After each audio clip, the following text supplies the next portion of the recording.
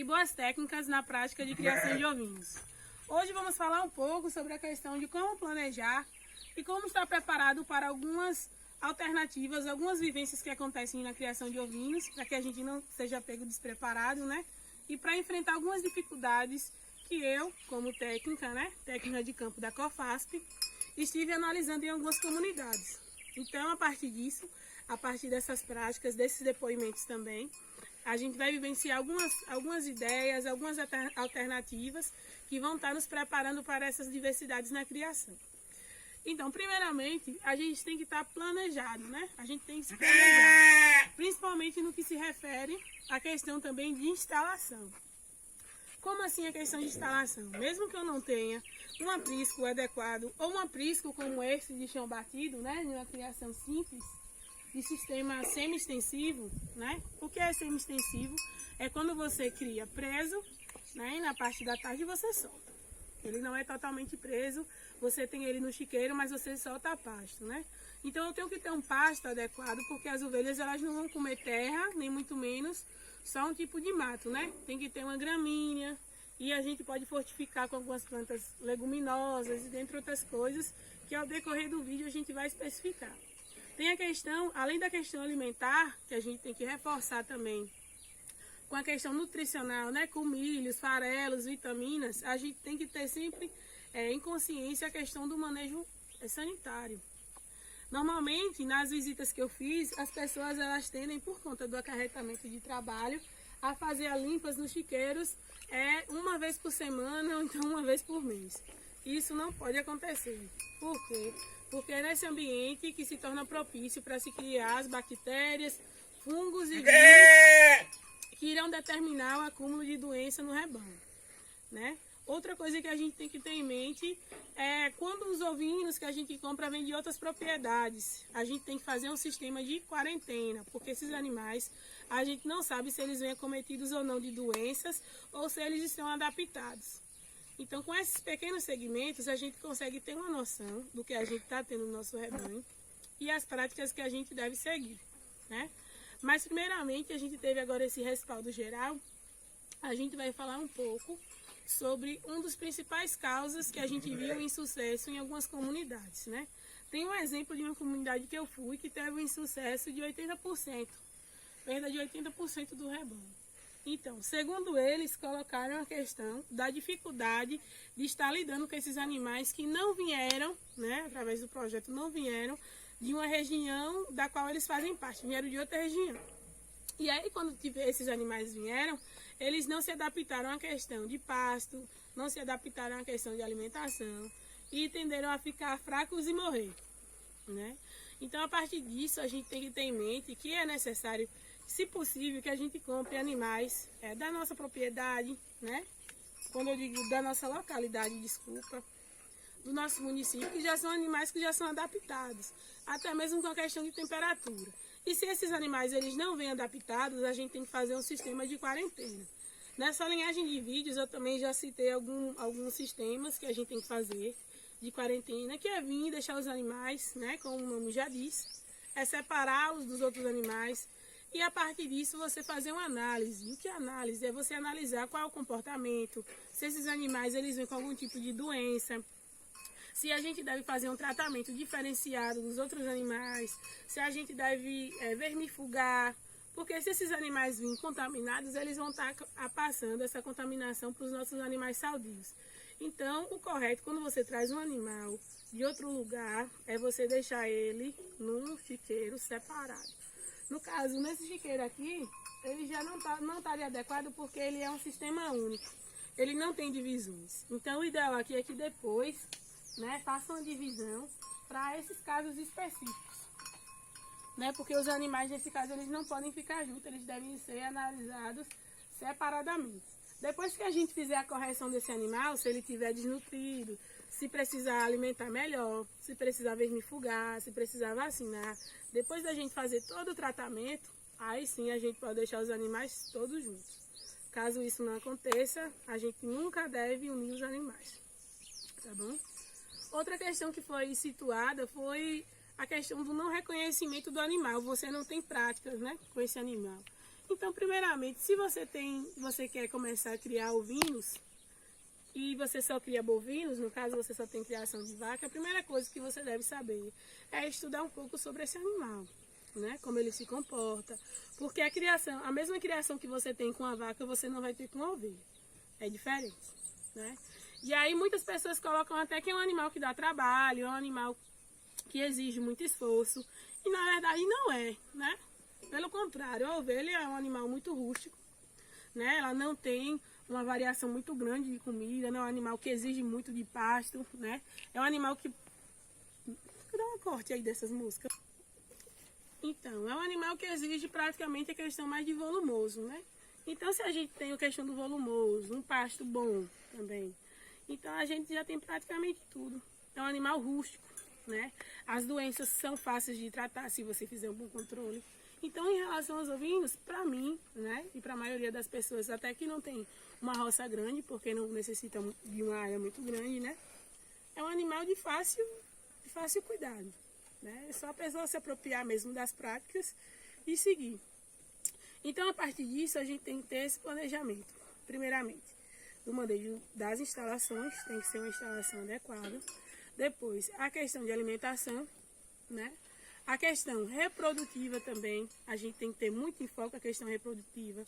Quando eu falo isso, é na questão de você não obter, né, um pai de chiqueiro, reprodutor, por muito tempo no rebanho, porque isso vai causar o quê? A consanguinidade. E o que é a consanguinidade? É normalmente quando se há um membro familiar, né, que faz o cruzamento com suas filhas, irmão com irmã e vice-versa, né? É um ato consanguíneo quando acontece isso, igual em pessoas, né? Então isso não pode acontecer porque há deformações nos animais. Em algumas comunidades que eu pude estar fazendo acompanhamento também surgiu essa questão, né, da deformação dos animais. Então há duas causas que podem ter ocasionado nisso, né? A primeira, que é a questão da consanguinidade, né, de não ter trocado o pai de chiqueiro, né, e aí há um cruzamento entre familiares. E a outra questão é o déficit de nutrientes na alimentação das matrizes, né? Que é a questão também de falta de cálcio, que faz com que os ossos não se desenvolvam e assim as crias elas têm algumas deformações. Então tudo isso deve ser feito e a partir de um planejamento, a partir também de uma tabela, que eu vou estar explicando para vocês também no próximo vídeo, né, sobre essa tabela de planejamento da propriedade, a gente pode ter um controle maior de todo o rebanho. Ou seja, das crias que nascem, da questão das montas, da questão das recrias, da questão de alimentação, da questão de vacinas. Então, tudo isso a gente tem que ter um controle, porque só assim a gente não vai perder mão do que acontece no rebanho e de próximas atividades que possam vir. Então, a gente não vai estar desavisado e nem despreparado, né? Então, fazendo essa análise geral das demandas que surgiram nas comunidades, de algumas ocorrências que surgiram, né? A gente vai trabalhar algumas alternativas ao longo do vídeo. Então segue aí e participe das próximas etapas. Então nesse bloco vamos falar um pouco sobre a alimentação dos ovinos, sobre o manejo alimentar e principalmente sobre a diversidade alimentar que a gente pode oferecer a esses animais. Aqui nós temos a questão do plantio de palma. E muitos dos agricultores, eles têm um plantio de palma, né? E a palma, ela é rica, ela é o que nos fortalece no sertão, né? E nas outras regiões de mata e outros biomas, principalmente na criação de ovinos, né? No entanto, a gente não pode ter só o plantio da palma. A gente não pode oferecer só a palma como alternativa de ração. Principalmente o que acaba ocasionando também arreira nos animais quando a gente só serve a palma. Porque a palma em si, ela é rica, né, em energia. No entanto, a palma ela contém 90% dela é água.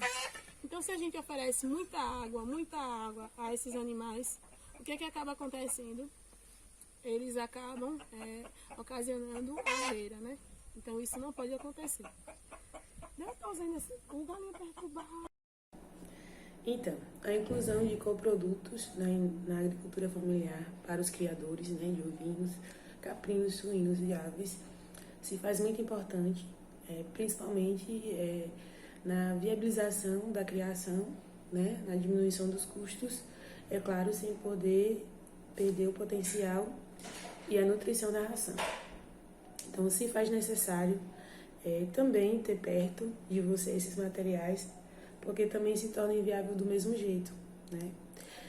Se tirando que se você for comprar a torta ou o farelo do licuri a algum preço elevado, né, você não acaba tendo, digamos que, um custo bom para a sua criação.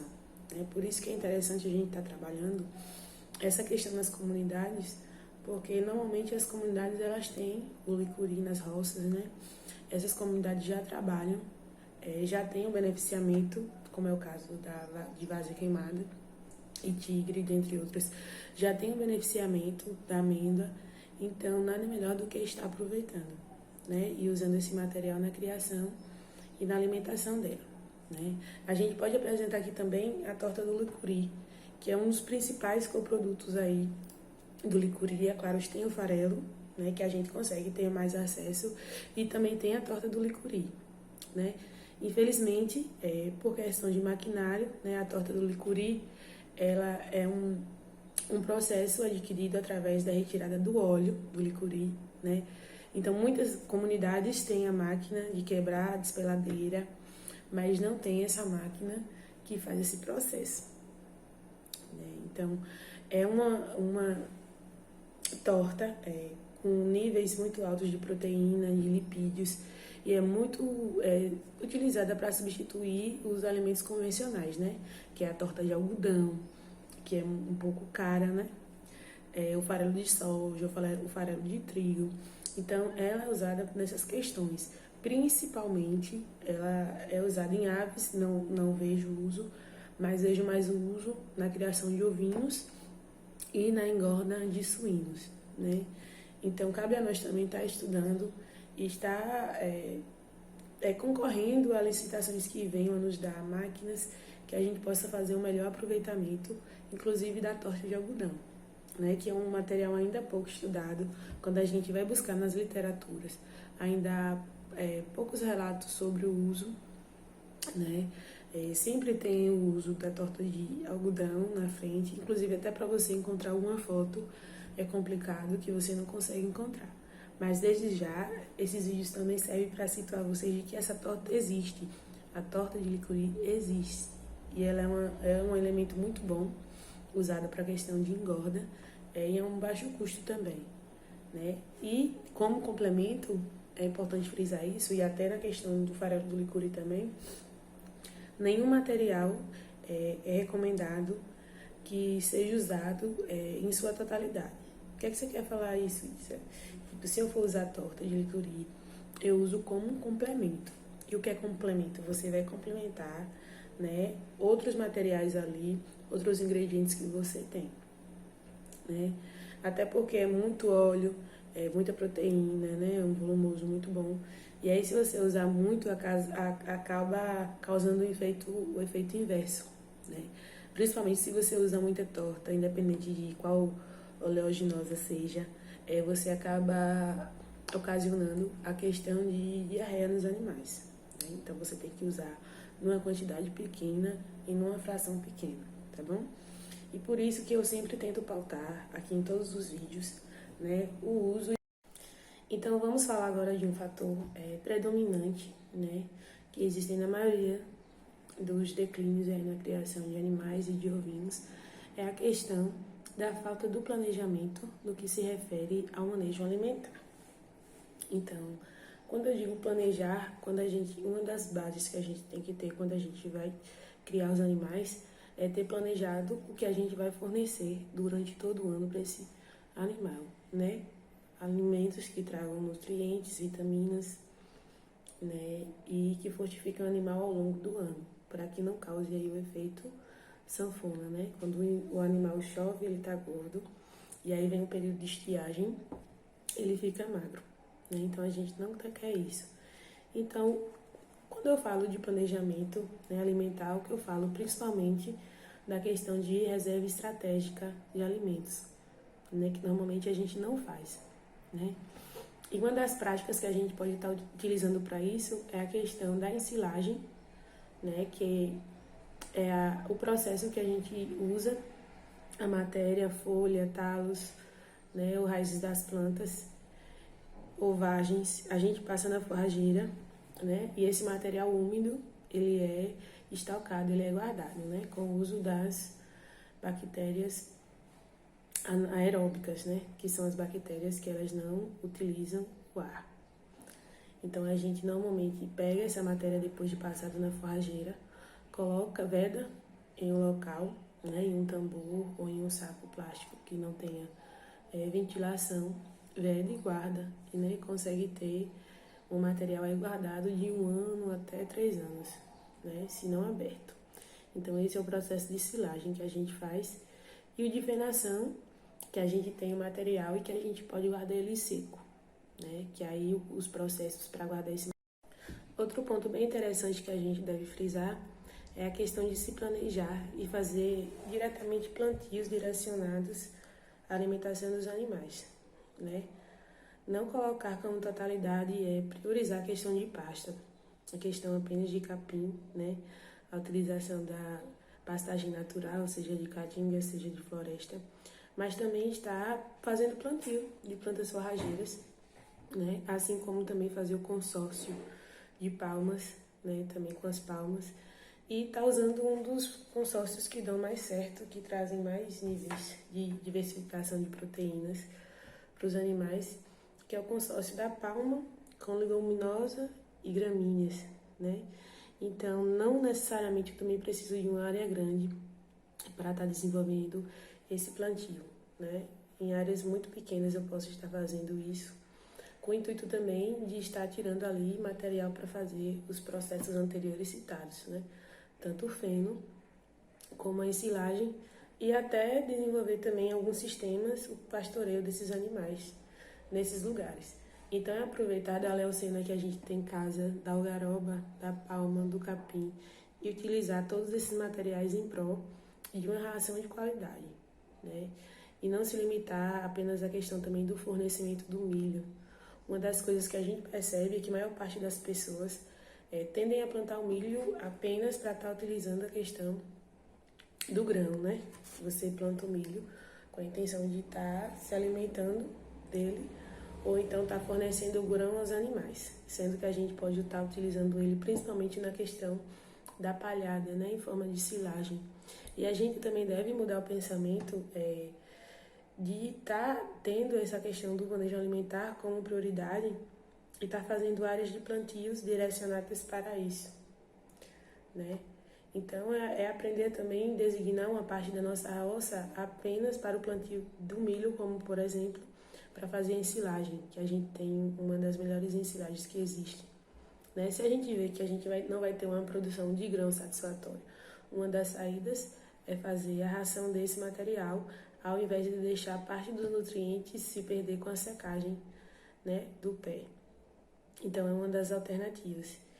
E outra questão também que a gente deve avaliar bem é o uso, né, de maquinários e até investimento de maquinários para a gente estar fazendo esses processos, né?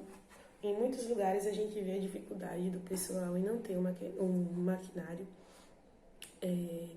suficiente, né, e nem adequado para estar fazendo esse processo, mas em muitas associações, né, já ganharam licitações para obter esse material, né, e a partir disso cobram para estar processando, né? Mas aí, mesmo assim, é um custo muito pequeno, como, por exemplo, a questão do licuri, que você paga menos de R$10 para você passar um saco de licuri, né, que vai lhe dar um retorno muito maior. Então, é estar utilizando dessas táticas, é estar plantando em nossa propriedade, é estar designando uma área para isso, né, para que a gente não venha sofrer e para que a gente não tenha custos maiores apenas comprando rações já prontas, né, nas casas agropecuárias. Eu digo que isso não é algo que a gente deve deixar de fazer, mas que a gente tem como desenvolver na nossa área, né? Tem como se planejando, né? Organizando uma área somente para isso. A gente tem como fornecer, sim, também ração para esses animais, tá bom? Então, é uma das questões que a gente vê, né? Que tem muita deficiência de nutrientes também na alimentação dos animais. E que se a gente se planejar, se a gente plantar, se a gente utilizar do que a gente tem, a gente consegue reverter esse grau, tá bom? Então, assim como o manejo sanitário, que a gente deve priorizar bastante bastante, é algo que a gente também vai falar a seguir, o manejo alimentar também se faz muito necessário, né? Porque é do que o animal vai estar se alimentando e posteriormente vai estar convertendo em carne, né? Ou em ovo, na questão de aves. Então é muito interessante a gente se designar, mudar nosso pensamento retrógrado, né? De alguns antepassados também, né? E se planejar e estar desenvolvendo essas áreas aí estratégicas de alimento para esses animais, tá bom? E aqui eu vou estar soltando até algumas imagens, né, que a gente colheu nas comunidades diárias, né, que as pessoas têm o planejamento, até mesmo plantio de leguminosas, com plantio de gramíneas, com plantio de palma, né? E principalmente trazer a cultura da palma, que a gente desenvolve bastante, ter a palma, o plantio, não somente para fornecer os animais, mas também desenvolver esse plantio para estar vendendo para outras comunidades, outros agricultores. Hoje eu conheço agricultores que não têm nenhum animal, mas que têm 2, 3 tarefas de palma. Por quê? Porque ele sabe que num período ou outro as pessoas irão ter, né, o desejo por esse material e ele vai vender. Então é tudo questão de estar utilizando a mente, né? Está por parte das variedades que se adaptam na nossa região, dos consórcios que a gente tem, em vez de desenvolver a monocultura, né, o cultivo de apenas uma variedade, né, uma cultura de planta, a gente desenvolver várias outras para estar aproveitando melhor o espaço que a gente tem, né? E a partir disso, se planejar de modo geral, porque assim, a gente se planejando, a gente não virá ter prejuízos futuros, né? E a gente vai estar preparado para qualquer situação que venha aparecer. Grande. E a gente aqui está na área de plantio de palma, né? Então, falando um pouco sobre a questão de planejamento, o planejamento alimentar, além dos outros manejos, se faz muito importante, porque quando a gente, em qualquer criação que a gente tem, a gente deve fazer um planejamento das rações e de qual alimentação a gente vai fornecer.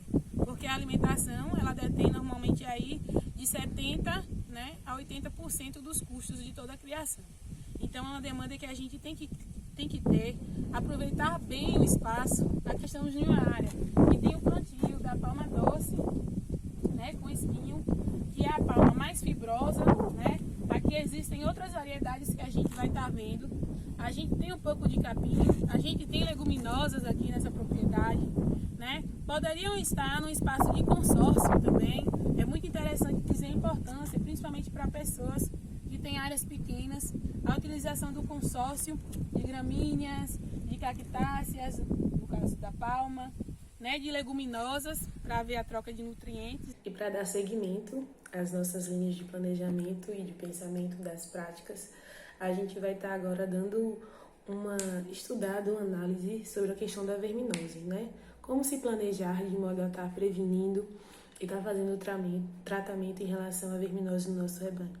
Então vamos seguir os próximos vídeos e ficar atentos, pois a verminose é uma das causas que vem a mais atingir os rebanhos, né?